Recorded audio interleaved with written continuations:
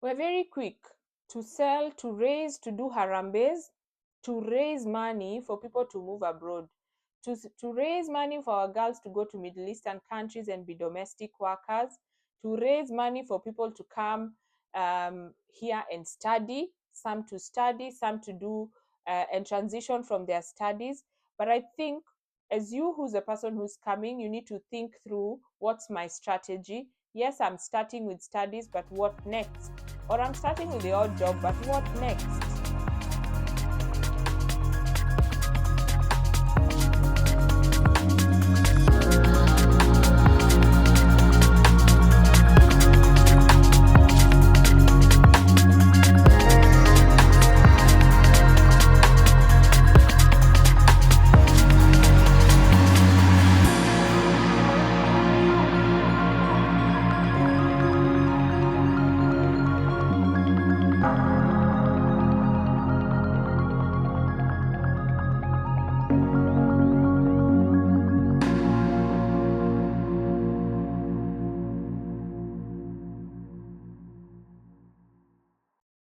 Today, let's talk about something that has been bothering me. Lately, I have been finding myself either as the only African or one of very few Africans in various spaces, many spaces. And it's starting to bother me a little bit. It didn't used to bother me, but I'm at a point where I'm asking, where are my fellow Africans? I know I live in a foreign country. I know we are not the majority, but hear me out. I live in a foreign country. I absolutely do not expect us to be the majority, but just a fair representation. And I'll give some examples. When I take my daughter for kids' activities, swimming, gymnastics, football, somehow I'm finding she's either the only one or one of very few. But then I look around and the town where we live, and there's a huge international community, there's a huge African community, but somehow they disappear along the way. I have many other examples, but if this resonates with you, if you have seen this, please drop a comment and let me know. If you're finding yourself in spaces and you're asking yourself, where are my fellow Africans? Where are my people? Let me know in the comments. And we're finding ourselves as she's either the only African girl or one of two or one of three. And I'm asking myself, where are the rest? Because I know they're there. It's not that they're not there. As much as I know we're not in London, I don't expect the same level of diversity. But I know we are a big African, big international community here. I see it in school, I see it in churches, I see it around in the community, but somehow in certain spaces we're just not there. When we go out, when we're taking a walk on the beach, on some beaches, on the mountains, taking a hike, going for a walk, you rarely bump into someone else who's your skin color. And I'm asking myself, where are we? Where are they? I mean, this is Wales.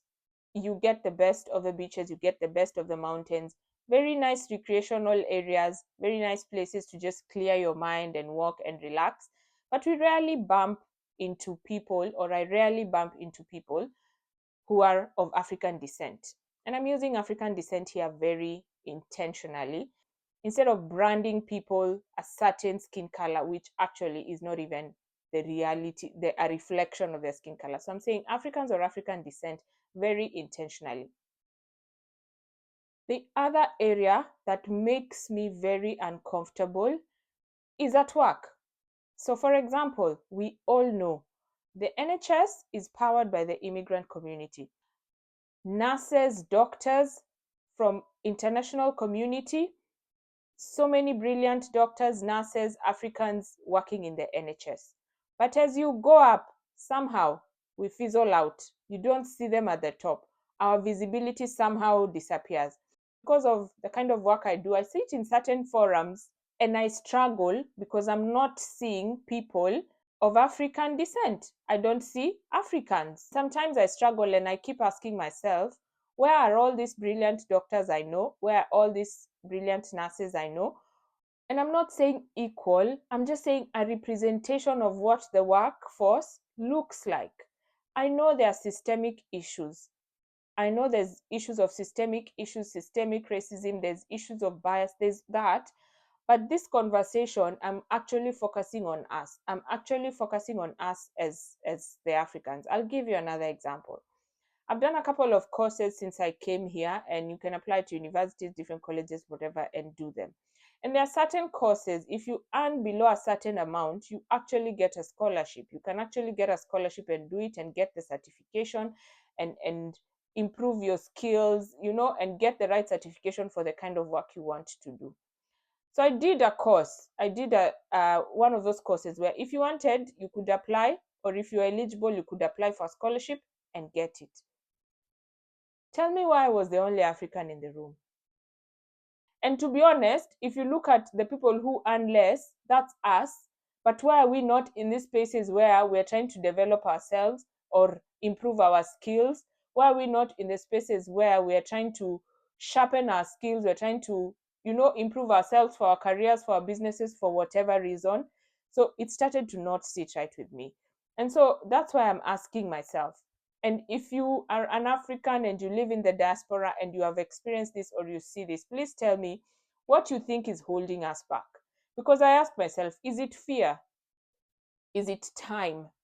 Is it lack of knowledge? Is it wrong priorities? Like, what is it? Let's just put the systemic issues aside. I know they're there and I know it's a big issue. But focusing on ourselves, why are we not in the spaces that we need to be? There was a post that was making rounds a couple of weeks ago. I don't know if you saw it, that was talking about how you have to have a mindset shift when you move abroad. And so this person was talking about, as an African, when you move to a foreign country, forget about your dignity, forget about your pride, forget about the skills you had back home. When you get here, you just have to do whatever job you need because bills have to be paid and you have to survive and you have to live. So if you need to clean toilets or you need to do whatever job comes your way, make sure you do it because it pays the bills, you get the money, you get all that. I get it. I have no problem with people doing odd jobs. We've all done it at one point in our lives. I have absolutely no problem with doing that for a period to survive or doing that. There's absolutely nothing wrong with those roles. But prescribing that as the only path, that's where I have a problem. That is where I have a problem. And someone shared that in one of the WhatsApp groups, and I love the debate because people basically raised their hands and said, no, this cannot be the prescription. That this is the only path, that you come here and I don't have to do what I used, I don't have to do based on my skills, based on my education and qualification, whatever job comes, because I'm from Africa. It's some sort of mindset that you come here and you do whatever it needs, whatever you need to do to just survive or to just get by. And everything within me disagrees with that notion. It's okay if you need to do it for some time. It's okay if that's where you are, but prescribing it as the only path to success, that's where I start to disagree. Because then we're moving from shift to shift. Sometimes you don't even have time to breathe, you don't have time for family. And I fully understand all the hard work that goes into these places, but that's not the only way. Because honestly, guys, this is not what our forefathers fought for. Like, we were colonized and then we gained independence. I don't think our forefathers fought for us to come and do whatever it takes to just get by. I disagree as having that as the only path and our permanent story. I disagree. And you look at some of the mindset we have, even when we are sending our brothers and sisters abroad, it's very easy for us to sell everything to get somebody a visa to come and do whatever job they need to do, as opposed to selling everything and supporting this brother and sister to fund their idea or to build their business or to do what. I'm just giving like some sort of parallel in terms of the kind of mindset that we have. So I disagree that we should come here brilliant as we are. I know very many brilliant doctors.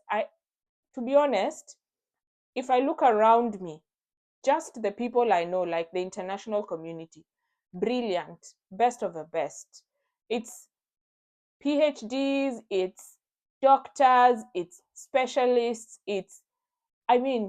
tech guys. It's really, really bright people around, really bright people. Even some of the care workers you see going around, like these are really highly qualified masters, people like just genuinely qualified in their fields. But also there's a challenge that I give to as you when you come here as a student and where your focus is. My husband always says this. He said this in a previous video. If you're a student and you've come to study and in your whatever field and you want to transition into the workforce, how much time are you spending when you're a student to actually network to get into that workforce? Because sometimes you come here as a student and every free time you have is you're in shifts, you're working. So you really don't have time to network and transition. And it also just comes back to the reason of how we send people. We send here people with the mindset of milk and honey, the land of milk and honey.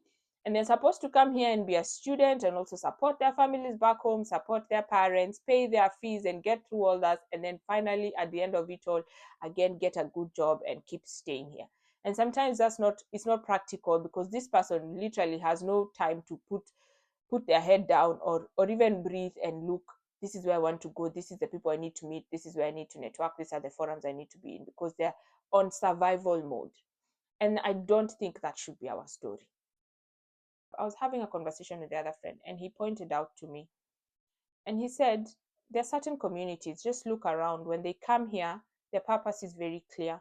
They are coming, they build businesses, they build partnerships, they support one another, either through families or through friendships. They build businesses. It's generational. It's generational wealth. It's through generations. But us, when we come here, we're coming to work, to look for jobs. Whatever job we land, that's what we want. Get as much money as we can, probably send the money back home. Like sometimes it feels like we don't have a strategy or we really don't have the proper mindset in terms of how we settle here. And so for me, these are the things that have been bothering me. And I don't know if they've bothered you as well. Let me know in the comments. But I want us to talk about some of the mindset shifts I think we need to have when we're moving abroad or when we're living in the diaspora.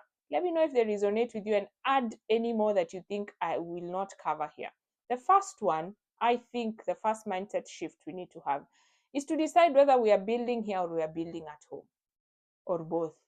I think you need to be very clear in your mind. Guys, I think we've seen visa rules change every time and you're at the mercy of immigration policies. So we need to decide whether you're building here or you're building at home. You could there are those who come and decide you're here, you're working very, very hard, you don't even have time to rest, and you're sending all the money back home, which is fine. But then how long do you intend to do that?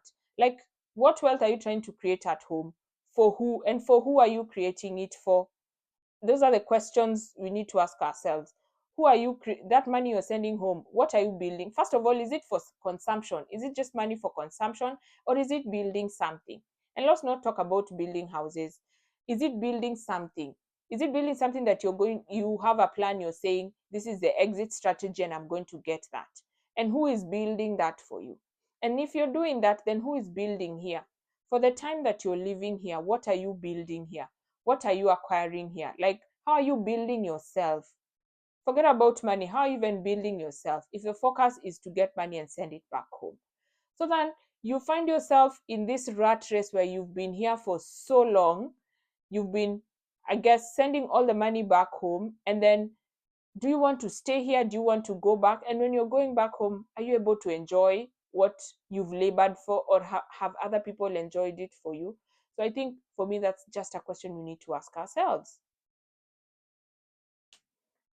The second thing, and this applies for us here and for everyone back home, you know how we sell everything? We sell our assets. We're very quick to sell, to raise, to do harambes, to raise money for people to move abroad, to raise money for our girls to go to Middle Eastern countries and be domestic workers, to raise money for people to come here and study, some to study, some to do and transition from their studies. But I think as you, who's a person who's coming, you need to think through, what's my strategy? Yes, I'm starting with studies, but what next? Or I'm starting with the odd job, but what next? And for the people back home, can we do the same to help the same people build at home? It's not wrong to come here, just the same way it's not wrong to build at home. But the same way a parent will be so willing to raise money or to sell everything for a visa, are you also willing to sell everything to help your son or your daughter build a business, to help your son or your daughter build an idea that they have? Are you able to have the same level of confidence in them as you have the confidence in a visa? For me, I think that's the mindset shift we need to have. Someone said, imagine if all the Africans who are here, all the brilliant people just went home to build home. Like, just imagine what that would be. There's absolutely nothing wrong with working here, and I encourage people to get their experience, but I'm just thinking about the mindset shift. When we are sending people and when we are here, we need to think clearly. You need to know your worth. We really need to accept. I've said before, I don't think our forefathers fought for us to just get by. We need to be very strategic in terms of our time so that we use our time well, we use our skills well. And if you had put your certificate or whatever, you had hidden it and buried it somewhere, I think this is your chance to just get it out. This is your reminder to get it out and remember that you're worth and you're qualified. The third mindset shift I want to talk about is, where do you spend your time and your money? Do you spend your time in things that are building you, building your family? And where do you spend your money? Is it on things, or is it on experiences? Is it on exposure? Is it an investment into yourself? I think that's a big mindset shift you need to have. When you get the money, are we using the money to just acquire, or are we also using the money to build ourselves so that we can get more in the future, or so that we can build something bigger, as opposed to just using the money to acquire? Like, it's easy to get into the consumption culture and just be credit card to credit card. It's easy to get into that system and want to live the life, which is fine. But also, how are you investing your time and your money in building yourself? If really we want to transition into positions of influence, I think we need to spend our money and our time wisely. Same thing with time. Like, what are you using your time for? If you took stock of the time you spent, either in work or out of work, even the time you spend on work, I think we need to be very clear about, I'm spending this time, I'm exchanging value for money, but also how am I also building myself? So then we'll be very clear around the kind of work we do, and even the things we take on at work. We'll be very open to, raise our hands to do better, so that we can gain experiences, so that we can do things that will also build us even as we're working.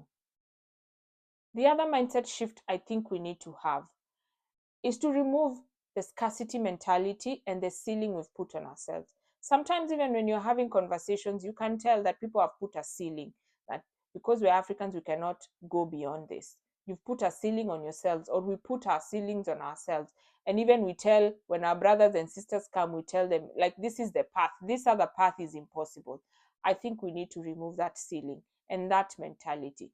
I mean, we have everything it takes. You're more than qualified. You're more than skilled to do whatever it takes. And for me, one of the things I love about these countries is whatever, I mean, they've developed to a place where whatever idea you have, whatever you're passionate about, there's nothing that really can be put aside. Like, if you're passionate about an idea, if you have a brilliant idea, you'll always find someone who's interested. You'll always find someone who can pay for the value you're giving.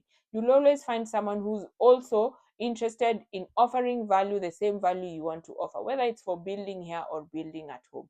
So I think we need to remove that ceiling that we have put on ourselves, and remove the mentality that we can only do certain things, or we can only reach certain levels to be able to scale higher and to be able to do more, building here and also building back home.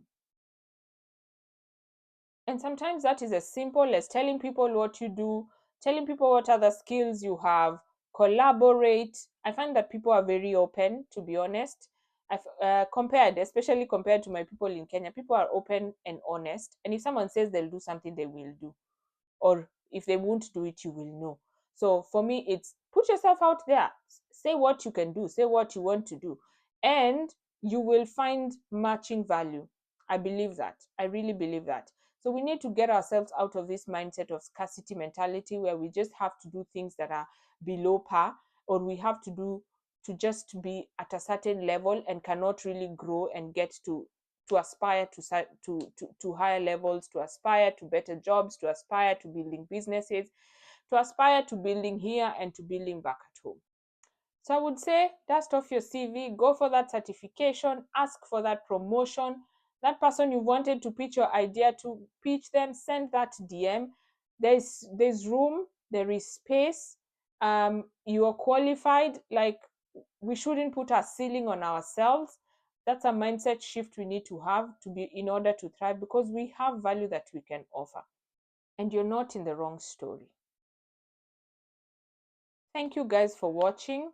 If this resonated with you and if this gave you even a little push, let me know in the comments. Like and share this video with your friends. Subscribe to my channel if you haven't.